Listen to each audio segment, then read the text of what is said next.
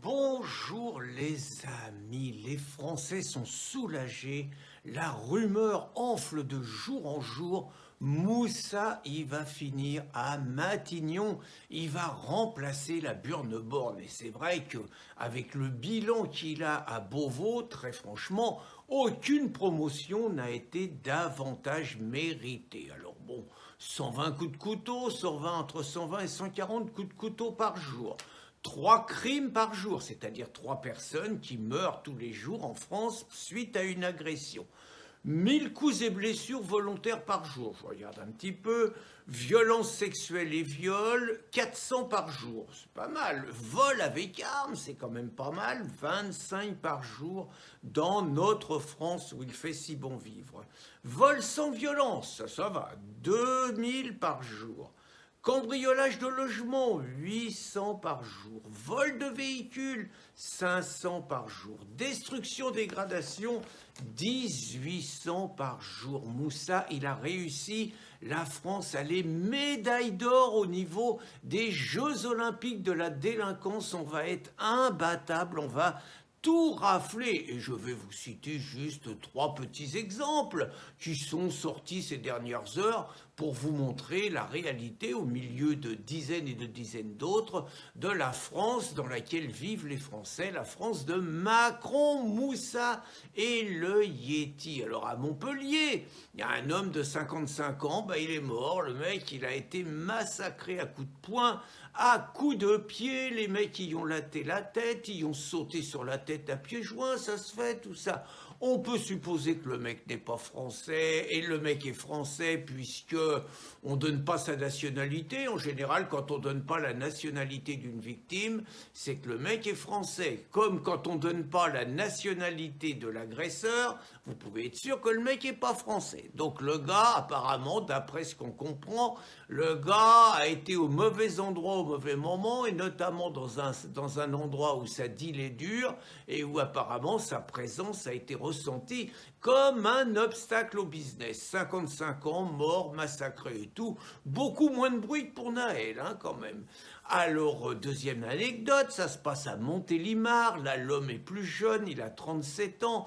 On est dans la nuit du 14 juillet, il est minuit et demi. Peut-être qu'à ce tour-là, le mec a un tout petit peu envie de dormir. Et il a 4 voisins qui font du bruit. Je ne sais pas si c'est des voisins ou des mecs qui sont dans le coin en train de squatter, qui font un boucan infernal et tout. Et le mec leur demande d'arrêter de faire du boucan. Il est dans son jardin, il en a marre. Les mecs sautent par-dessus le mur, le massacre à coups de poing et à coups de pied. Lui, ça va, il va s'en sortir. 10 jours d'ITT. Je dis pas dans le ciboulot, je dis pas le reste de son vécu, tout ça. Tout le monde s'en fout. Et puis le troisième cas, c'est Nanterre. Alors là, Nanterre, comme Naël, un gamin de 14 ans, 3 ans de moins que Naël. Alors, on ne sait pas trop les circonstances, c'est un peu confus. Toujours est-il que le gamin, il a pris un coup de couteau, et il a 14 ans, et qu'il est, alors ils appellent ça en urgence absolue.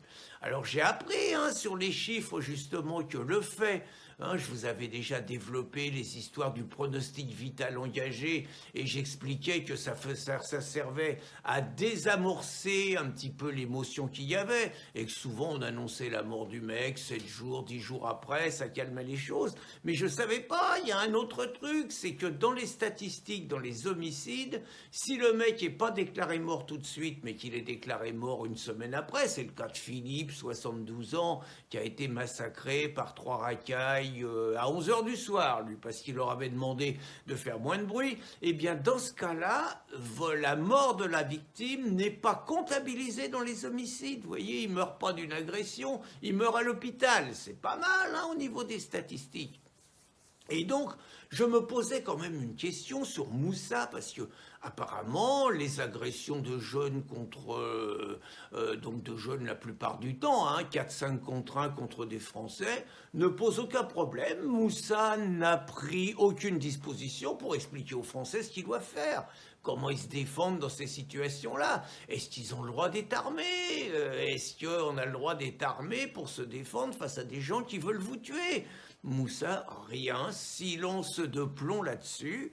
Et puis, alors être armé, ça peut être un flingue, mais ça peut être un taser, ça peut être une lacrymo, je sais pas, il n'y a aucune communication du gouvernement sur cette question. Autrement dit, pour le ministre de l'Intérieur, que les Français se fassent tuer à 1 contre 10, c'est normal. Hein, alors sur les coups de couteau, c'est intéressant parce qu'on se rappelle que Moussa, il nous avait expliqué aux Français, il y a un peu moins d'1 an, qu'il y avait plein d'armes illégales en France. Il en avait parlé de 4 à 5 millions et qu'il fallait rendre les armes illégales. Bah ouais, des fois que les Français se défendent, ça va pas.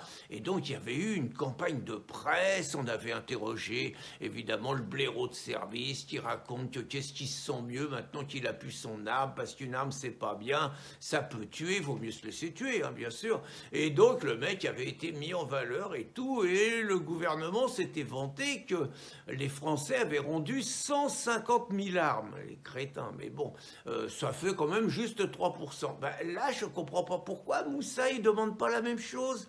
Pourquoi il dit pas aux racailles, bah écoutez, vous avez des couteaux, c'est pas bien, c'est illégal tout ça. Donc on vous demande, hein, il y aura amnistie, vous ne serez pas jugé, rien. Mais on vous demande d'aller déposer vos couteaux dans les commissariats ou dans les gendarmeries. Voilà, ça aurait du succès, ça serait une œuvre pédagogique. Et puis bon, pour être plus sérieux, Moussa, il pourrait demander, par exemple, nous, quand on organise des initiatives, il y a des détecteurs de métaux. Et les mecs de la sécurité, ils ont des détecteurs de métaux. Quand vous rentrez, quand vous allez prendre l'avion, moi il y a longtemps que je l'ai pas fait, mais ou quand vous allez à un tribunal pour être jugé, ça m'arrive un peu plus souvent, à l'entrée, alors là vous avez des contrôles comme à l'aéroport et vous avez des détecteurs de métaux.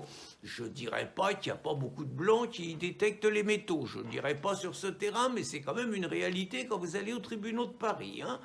Donc vous avez la possibilité, les policiers auraient la possibilité de faire des contrôles sur les gens qui ont le profil à avoir des couteaux. Alors certes, la LDH et tout le Conseil d'État seraient capables de dire que ça respecte pas la présomption d'innocence, que c'est des contrôles aux faciès, que c'est pas possible. Mais bon, quand on a la volonté de préserver la sécurité des Français, on peut passer outre ces conneries. Aucun mot, rien, comme si le message de Moussa était que, et du gouvernement, hein, était que tous les jours, les Français se font massacrer à coups de poing, à coups de pied ou à coups de couteau, massacrés, parfois blessés gravement, parfois tués, parfois égorgés, et qu'il n'y a là-dessus aucune communication du gouvernement qui nous casse les pieds de temps en temps avec l'écologie, qui nous casse les pieds, qui nous a cassé les pieds avec le Covid, avec le masque, qui nous casse les pieds sur la sécurité routière et tout, au nom de sauver des vies, au nom de protéger les gens, bien évidemment, et là, sur les agressions quotidiennes commises par sur des Français, par la plupart du temps des gens qui ne sont pas français ou qui le sont que de papier, laisse silencieux et totalement indifférent ce régime. Alors effectivement, vu que l'objectif de Macron, c'est de détruire la France, on peut penser que mettre à Matignon un mec qui laisse les Français se faire massacrer, se faire détruire tous les jours, peut être un excellent message envoyé à ceux qui ont installé Macron à l'Élysée. Bonne journée les amis.